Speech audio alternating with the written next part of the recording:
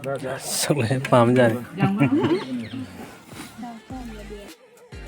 everyone, welcome back to the another blog. Aigi channel mayam punamakpu taram nokchari. Asise mayam da nogi lai puja amda laksabani ko. Ado lai puja loire ado chak chabagi matang mayam da share tawjage. Mayam channel sibu like tawbiramu, subscribe tawbiramu ko. Ado mayam da mayam sat phangpagi matang se mayam da video macha amtang mayam da share tawjage.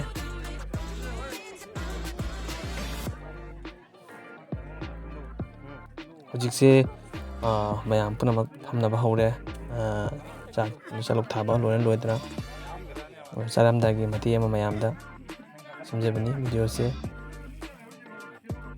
mathendi fajare ko da mayam loi phawa mayam video se bu mieng tabiramu di video se yengasi ko.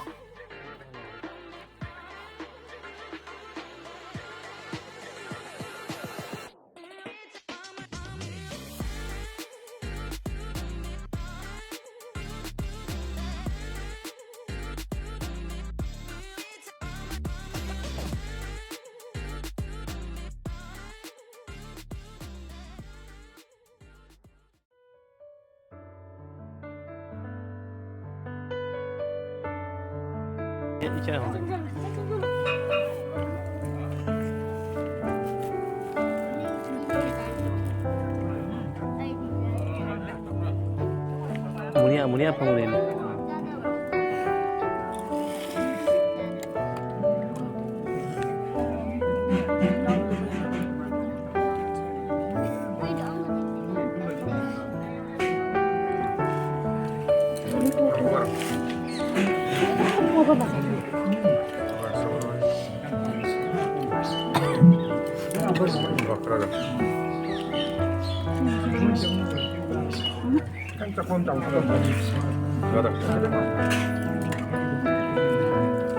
Sebenarnya paham aja.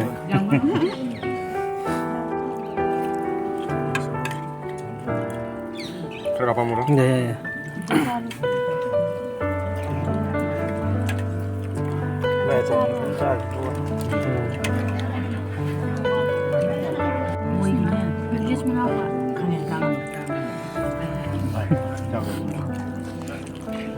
Itu acara di Lembok.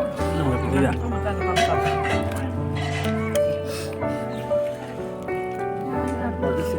Ibai. Aja Ibai. Berapa murah? Jampai. Ya kata apa murah? Enggak banyak pem. Kamu kata apa?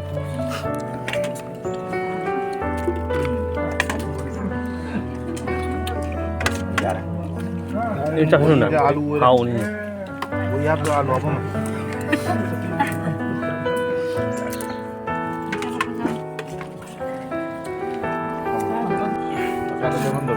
Paneer. Paneer bau ni mung thai.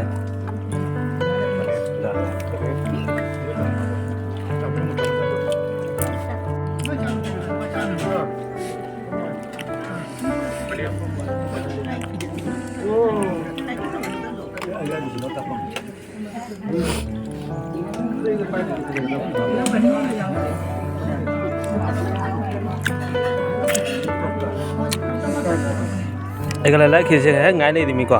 Kau itu lagi. Agak macam jam ni apa kau dah? Ya. Video si matang asyik dah tinggi lagi. Dah matangi nama video am demu. Ya, tinggal si.